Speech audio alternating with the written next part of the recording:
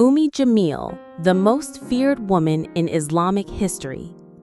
Umme Jamil's real name was Arwa bint Harb, and she was the wife of Abu Lahab, the uncle of Prophet Muhammad, peace be upon him. She was also the sister of Abu Sufyan ibn Harb, making her a member of the powerful Quraysh clan in Mecca. She is infamous for her hatred towards Islam and the Prophet Muhammad, peace be upon him, and her enmity is mentioned directly in the Quran. Umme Jamil's nickname was the carrier of firewood. The Quran describes her as Hamalat al-Hatab, the carrier of firewood. May the hands of Abu Lahab be ruined, and ruined is he. His wealth will not avail him or that which he gained. He will enter to burn in a fire of blazing flame, and his wife as well, the carrier of firewood. Around her neck is a rope of twisted fiber. End of Surah Al-Masad, verses 1 through 5. Why carrier of firewood? Scholars mention she used to spread thorns and firewood on the paths where Prophet Muhammad would walk, trying to physically harm him.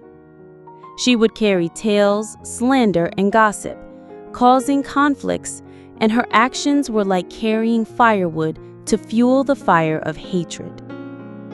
Her hostility towards Islam. Umme Jamil supported her husband, Abu Lahab, in opposing Islam. She verbally abused the Prophet Muhammad and actively encouraged others to harm him. She mocked the Prophet's message and called him names in public gatherings.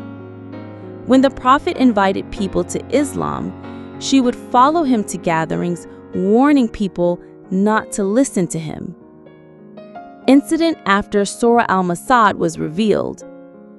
After Surah Al-Masad was revealed, exposing Abu Lahab and Umme Jamil's fate, Umme Jamil was furious when she heard the verses.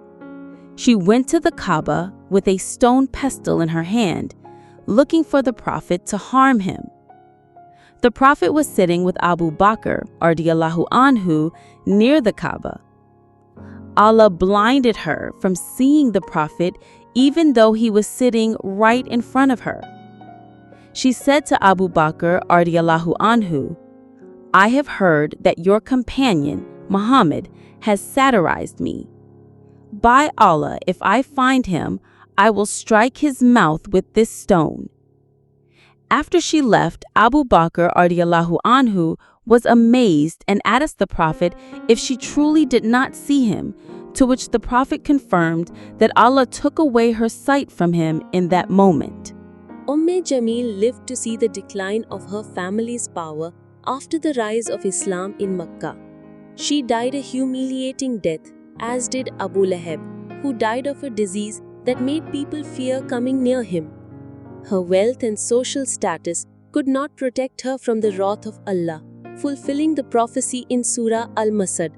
Why was she feared? She had power and influence in Makkah due to her noble lineage. She used her position to oppress Muslims and spread slander. Her hatred, arrogance, and actions against Islam made her a feared figure among early Muslims. Despite this, her schemes failed due to Allah's protection over Islam and the Prophet, peace be upon him. Spiritual lessons from Umme Jamil's story. The consequences of hatred. Her story shows the consequences of arrogance and hatred towards the truth. Allah protects His messengers. Even powerful enemies cannot harm Allah's messengers if Allah protects them. Worldly power is temporary. Her wealth and position did not save her from humiliation and Allah's punishment. Public enemies of Islam can be mentioned by name. Allah directly mentioned her in the Quran as an example for all. Reflection in today's context. Umme Jamil's story is a reminder for all people not to allow arrogance, hatred, and the love of status to lead them to oppose the truth. While she was feared due to her tongue and influence, her legacy is a warning that opposing Allah and His Messenger leads only to disgrace.